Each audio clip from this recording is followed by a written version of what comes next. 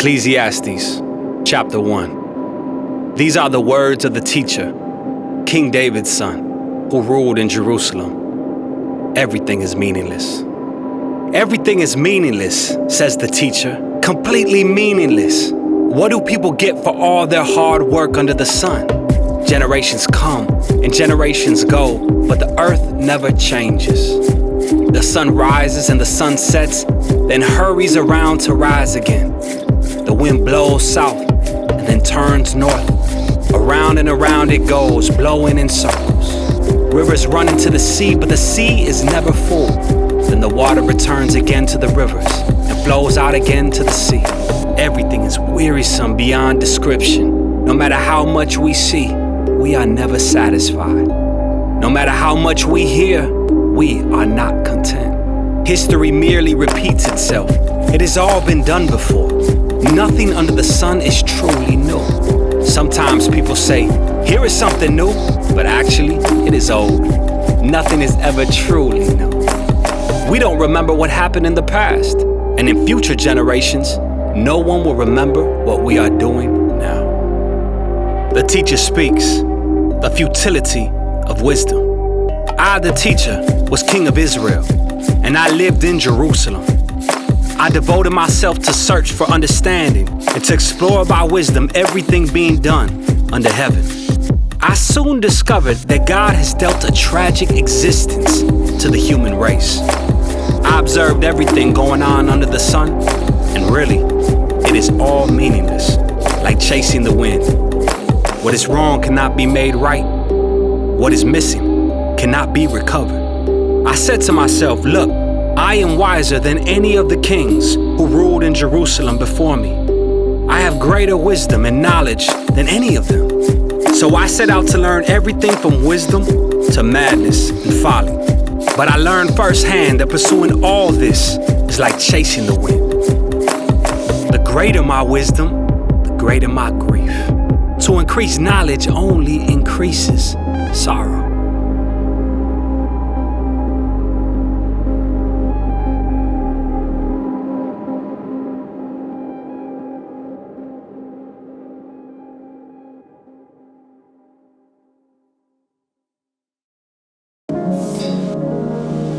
Ecclesiastes chapter 2, the futility of pleasure. I said to myself, come on, let's try pleasure. Let's look for the good things in life. But I found that this too was meaningless. So I said, laughter is silly. What good does it do to seek pleasure? After much thought, I decided to cheer myself with wine. And while still seeking wisdom, I clutched at foolishness. In this way, I tried to experience the only happiness most people find during their brief life in this world. I also tried to find meaning by building huge homes for myself and by planting beautiful vineyards. I made gardens and parks, filling them with all kinds of fruit trees. I built reservoirs to collect the water to irrigate my many flourishing groves. I bought slaves, both men and women, and others were born into my household. I also owned large herds and flocks, more than any of the kings who had lived in Jerusalem before me. I collected great sums of silver and gold, the treasure of many kings and provinces. I hired wonderful singers, both men and women, and had many beautiful concubines. I had everything a man could desire. So I became greater than all who had lived in Jerusalem before me, and my wisdom never failed me. Anything I wanted, I would take. I denied myself no pleasure. I even found great pleasure in hard work, a reward for all my labors. But as I looked at everything I had worked so hard to accomplish, it was all so meaningless, like chasing the wind. There was nothing really worthwhile anywhere. The wise and the foolish. So I decided to compare wisdom with foolishness and madness, for who can do this better than I, the king? I thought, wisdom is better than foolishness, just as light is better than darkness. For the wise can see where they are going, but fools walk in the dark. Yet I saw that the wise and the foolish share the same fate. Both will die. So I said to myself, since I will end up the same as the fool, what's the value of all my wisdom? This is all so meaningless. For the wise and the foolish both die. The wise will not be remembered any longer than the fool. In the days to come, both will be forgotten. So I came to hate life because everything done here under the sun is so troubling. Everything is meaningless, like chasing the wind. The futility of work. I came to hate all my hard work here on earth. For I must leave to others everything I have earned. And who can tell whether my successors will be wise or foolish? Yet they will control everything I have gained by my skill and hard work under the sun. How meaningless. So I gave up in despair, questioning the value of all my hard work in this world. Some people work wisely with knowledge and skill that must leave the fruit of their efforts to someone who hasn't worked for it. This too is meaningless, a great tragedy. So what do people get in this life for all their hard work and anxiety? Their days of labor are filled with pain and grief. Even at night, their minds cannot rest. It is all meaningless. So I decided there is nothing better than to enjoy food and drink and to find satisfaction in work. Then I realized that these pleasures are from the hand of God. For who can eat or enjoy anything apart from Him? God gives wisdom, knowledge, and joy to those who please Him. But if a sinner becomes wealthy, God takes the wealth away and gives it to those who please Him. This too is meaningless, like chasing the wind.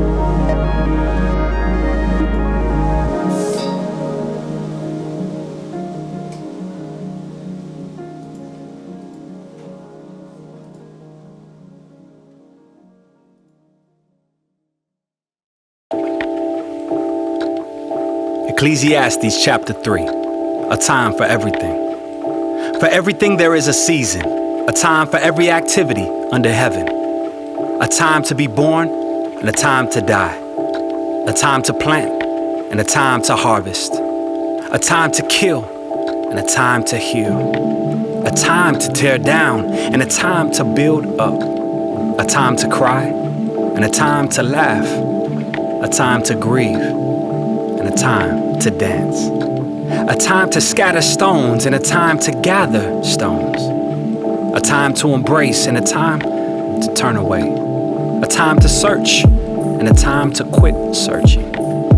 A time to keep and a time to throw away. A time to tear and a time to mend. A time to be quiet and a time to speak. A time to love and a time to hate. A time for war and a time for peace. What do people really get for all their hard work? I've seen the burden God has placed on us all. Yet God has made everything beautiful for its own time. He has planted eternity in the human heart. But even so, people cannot see the whole scope of God's work from beginning to end. So I concluded, there is nothing better than to be happy and enjoy ourselves as long as we can. And people should eat and drink and enjoy the fruits of their labor, for these are gifts from God. And I know that whatever God does is final. Nothing can be added to it or taken from it. God's purpose is that people should fear Him. What is happening now has happened before, and what will happen in the future has happened before. Because God makes the same things happen over and over again. The injustices of life. I also noticed that under the sun there's evil in the courtroom, as even the courts of law are corrupt.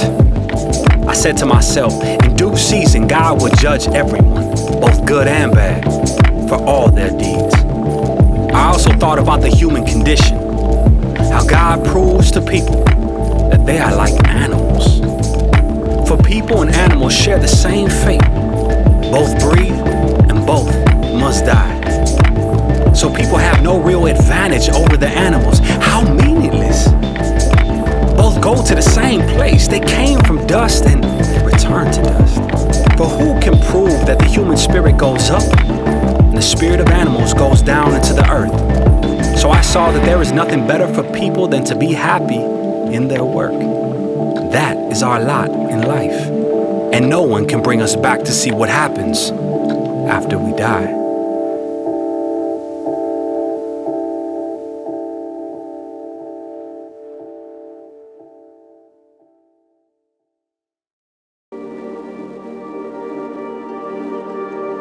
Ecclesiastes chapter 4. Again, I observed all the oppression that takes place under the sun. I saw the tears of the oppressed, with no one to comfort them. The oppressors have great power, and their victims are helpless. So I concluded that the dead are better off than the living, but most fortunate of all are those who are not yet born. For they have not seen all the evil that is done under the sun. Then I observed that most people are motivated to success because they envy their neighbors. But this too is meaningless, like chasing the wind. Fools fold their idle hands, leading them to ruin. And yet, better to have one handful with quietness than two handfuls with hard work and chasing the wind. The advantages of companionship.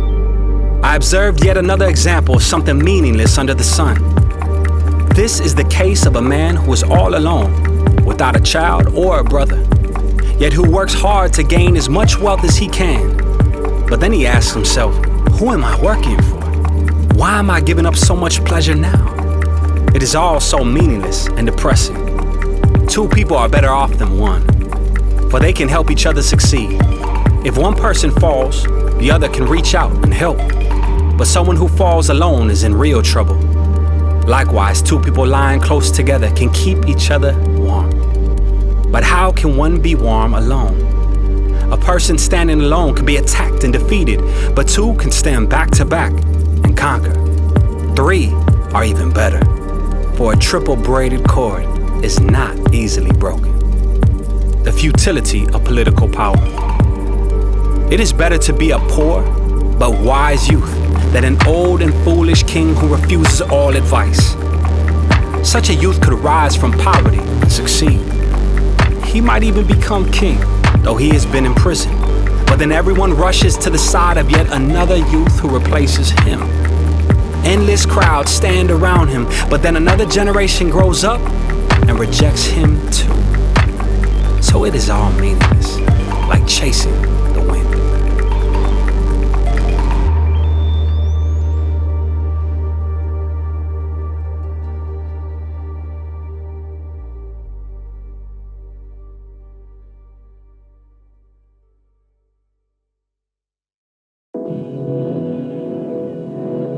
Ecclesiastes chapter 5. Approaching God with care.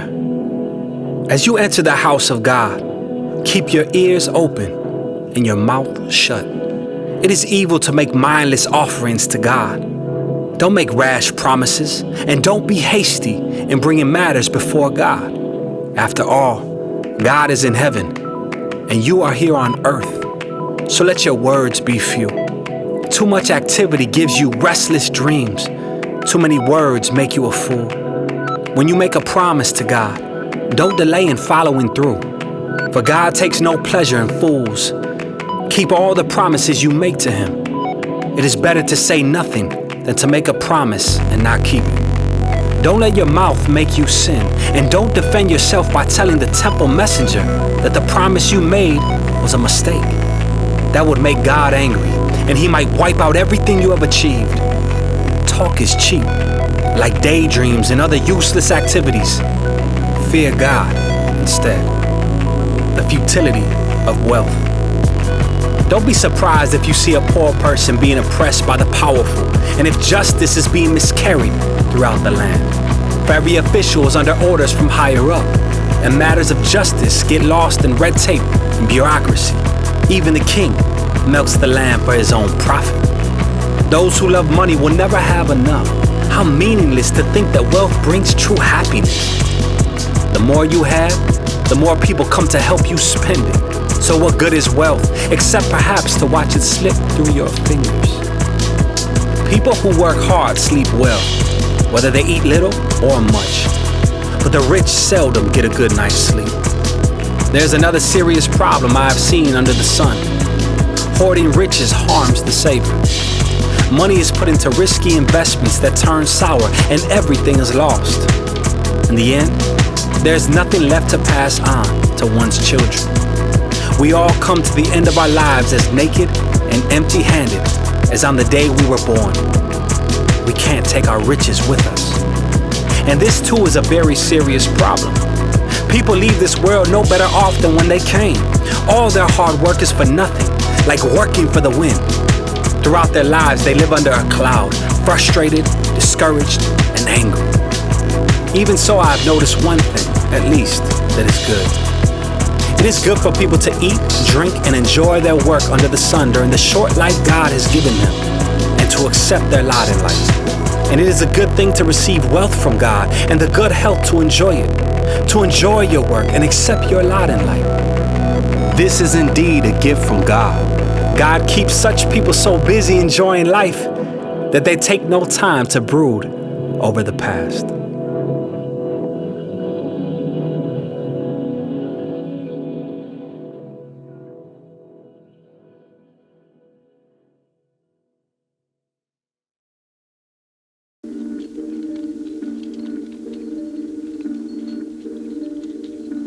Ecclesiastes chapter 6. There's another serious tragedy I have seen under the sun, and it weighs heavily on humanity. God gives some people great wealth and honor and everything they could ever want, but then He doesn't give them the chance to enjoy these things. They die, and someone else, even a stranger, ends up enjoying their wealth. This is meaningless, a sickening tragedy. A man might have 100 children and live to be very old, but if he finds no satisfaction in life and doesn't even get a decent burial, it would have been better for him to be born dead. His birth would have been meaningless, and he would have ended in darkness. He wouldn't even have had a name, and he would never have seen the sun or known of its existence. Yet he would have had more peace than in growing up to be an unhappy man. He might live 1,000 years twice over, but still not find contentment. And since he must die like everyone else, well, what's the use? All people spend their lives scratching for food, but they never seem to have enough. So are wise people really better off than fools? Do poor people gain anything by being wise and knowing how to act in front of others? Enjoy what you have rather than desiring what you don't have. Just dreaming about nice things is meaningless, like chasing the wind. The future, determined and unknown. Everything has already been decided. It was known long ago what each person would be. So there's no use arguing with God about your destiny. The more words you speak, the less they mean. So what good are they?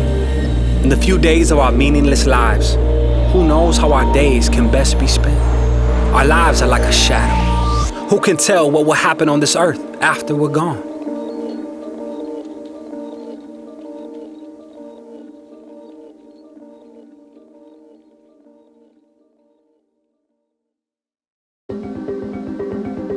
Ecclesiastes chapter 7. Wisdom for life.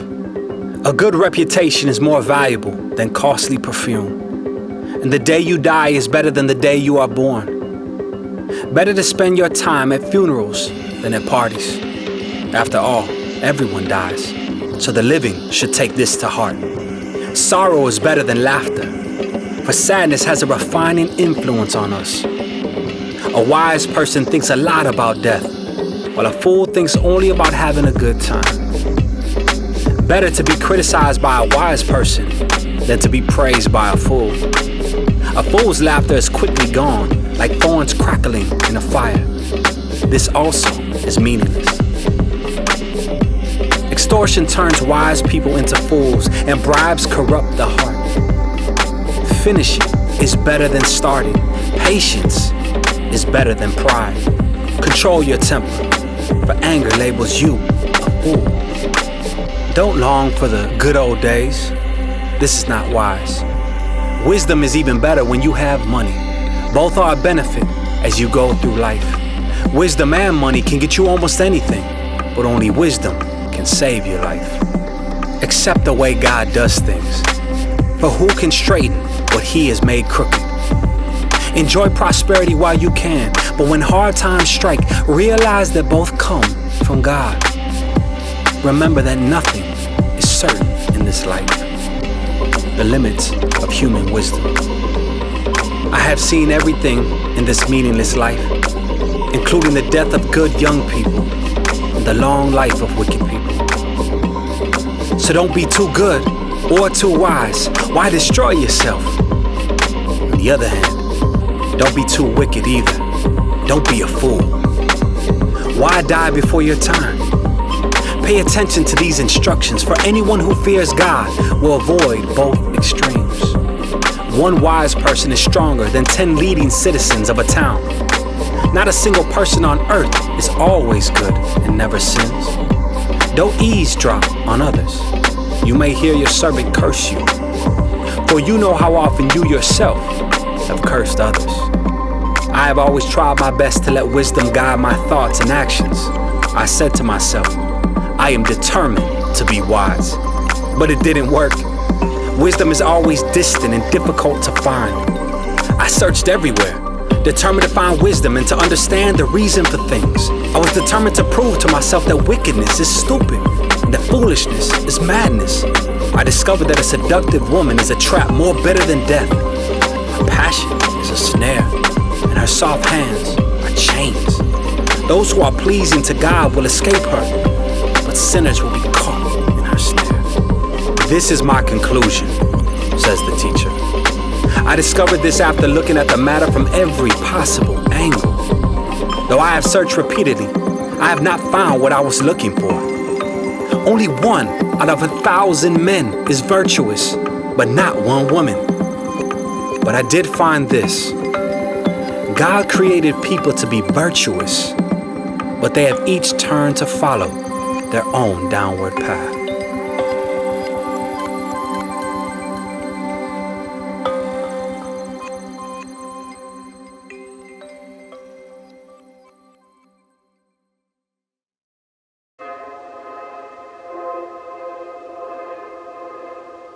Ecclesiastes chapter 8. How wonderful to be wise, to analyze and interpret things. Wisdom lights up a person's face, softening its harshness. Obedience to the king. Obey the king since you vowed to God that you would. Don't try to avoid doing your duty, and don't stand with those who plot evil, for the king can do whatever he wants. His command is backed by great power. No one can resist or question it. Those who obey him will not be punished. Those who are wise will find a time and a way to do what is right. For there is a time and a way for everything, even when a person is in trouble. Indeed, how can people avoid what they don't know is going to happen? None of us can hold back our spirit from departing. None of us has the power to prevent the day of our death. There is no escaping that obligation, that dark battle. And in the face of death, wickedness will certainly not rescue the wicked.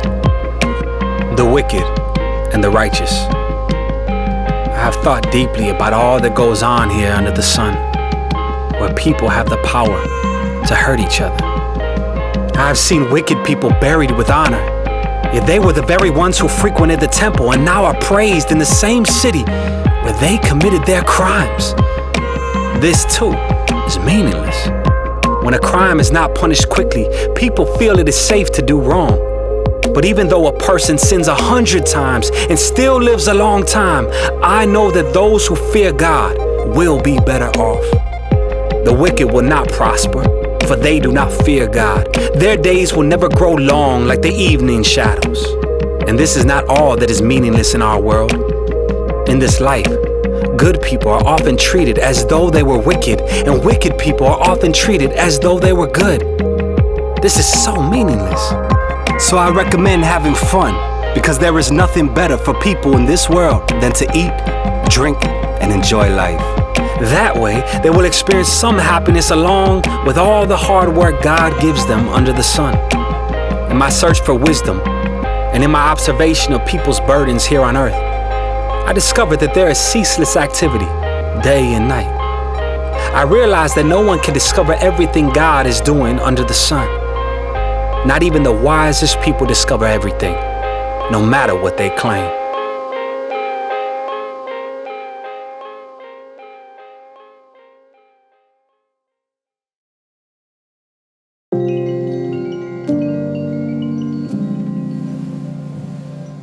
Ecclesiastes chapter 9.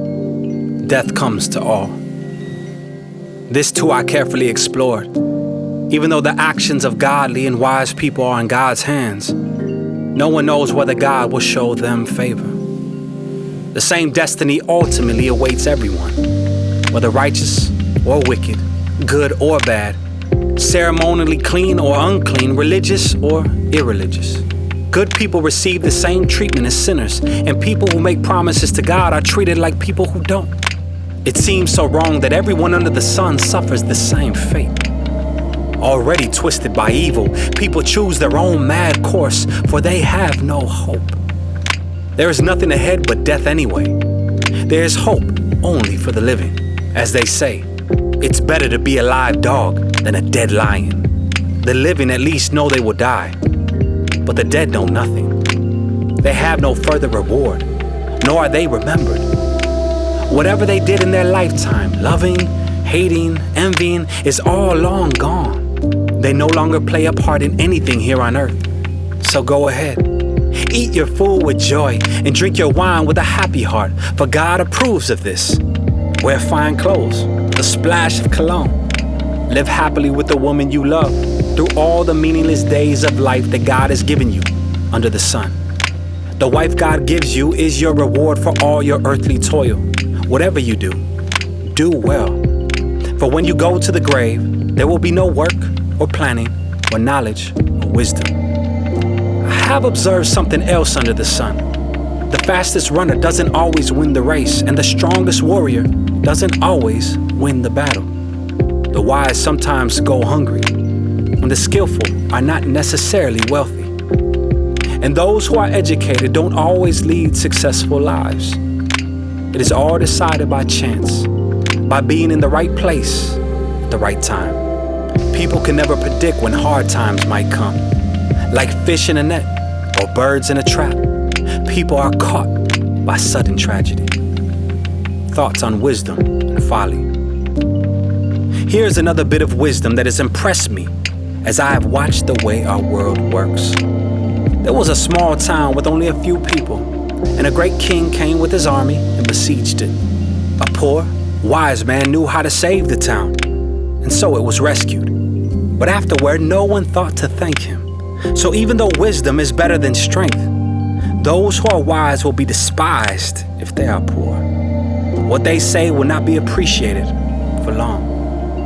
Better to hear the quiet words of a wise person than the shouts of a foolish king. Better to have wisdom than weapons of war, but one sinner can destroy much that is good.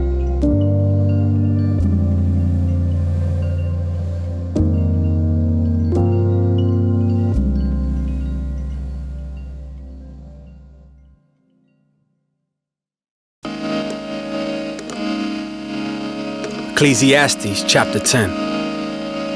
As dead flies cause even a bottle of perfume to stink, so a little foolishness spoils great wisdom and honor.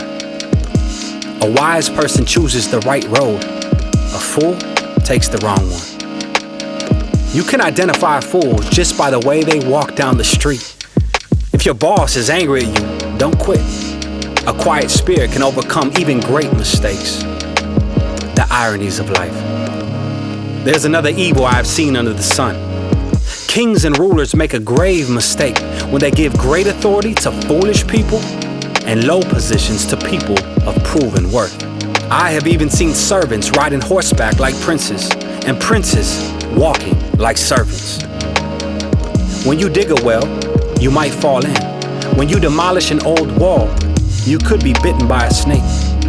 When you work in a quarry, stones might fall and crush you. When you chop wood, there is danger with each stroke of your axe.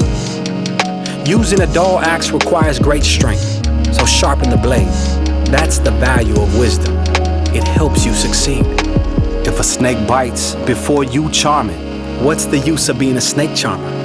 Wise words bring approval, but fools are destroyed by their own words. Fools base their thoughts on foolish assumptions, so their conclusions will be wicked madness. They chatter on and on. No one really knows what is going to happen. No one can predict the future. Fools are so exhausted by a little work that they can't even find their way home. What sorrow for the land ruled by a servant, the land whose leaders feast in the morning. Happy is the land whose king is a noble leader, and whose leaders feast at the proper time, to gain strength for their work, not to get drunk. Laziness leads to a sagging roof. Idleness leads to a leaky house. A party gives laughter, wine gives happiness, and money gives everything. Never make light of the king, even in your thoughts. And don't make fun of the powerful, even in your own bedroom. For a little bird might deliver your message and tell them what you said.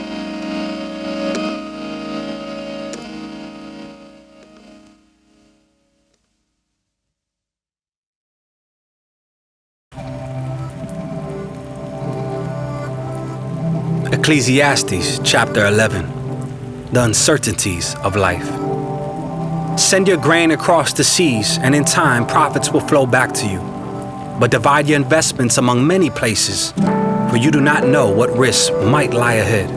When clouds are heavy, the rains come down. Whether a tree falls north or south, it stays where it falls. Farmers who wait for perfect weather never plant. If they watch every cloud, they never harvest. Just as you cannot understand the path of the wind or the mystery of a tiny baby growing in its mother's womb, so you cannot understand the activity of God, who does all things. Plant your seed in the morning and keep busy all afternoon, for you don't know if profit will come from one activity or another, or maybe both. Advice for young and old. Light is sweet, how pleasant to see a new day dawning.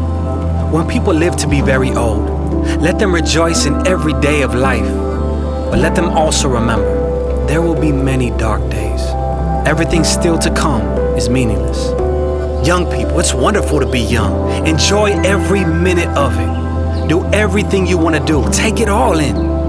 But remember that you must give an account to God for everything you do. So refuse to worry and keep your body healthy. But remember that youth, with a whole life before you, is meaningless.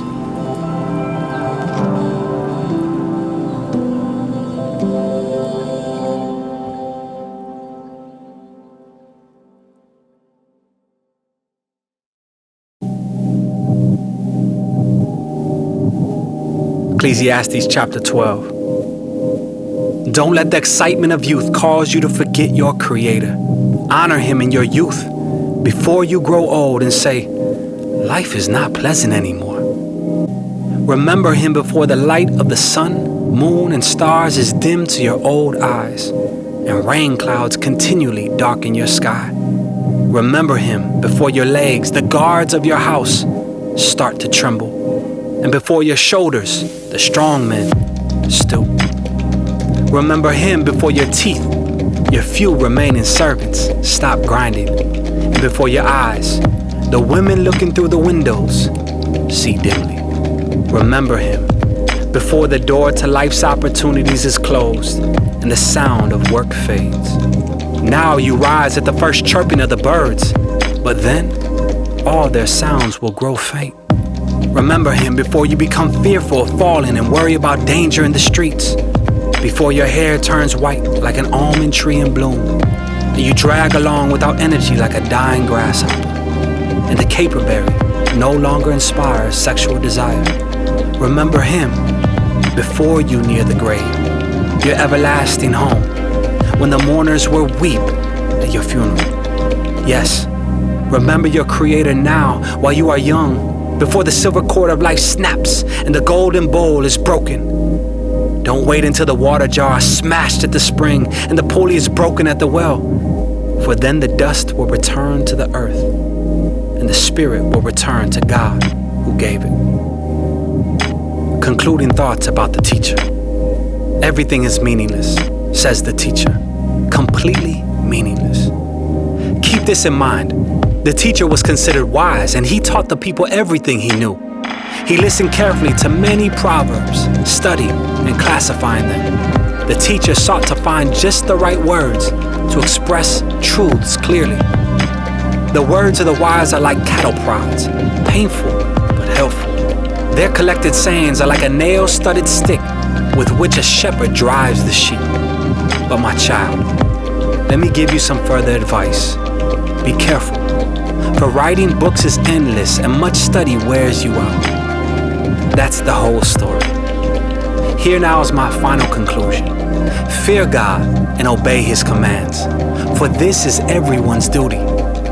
God will judge us for everything we do, including every secret thing, whether good or bad.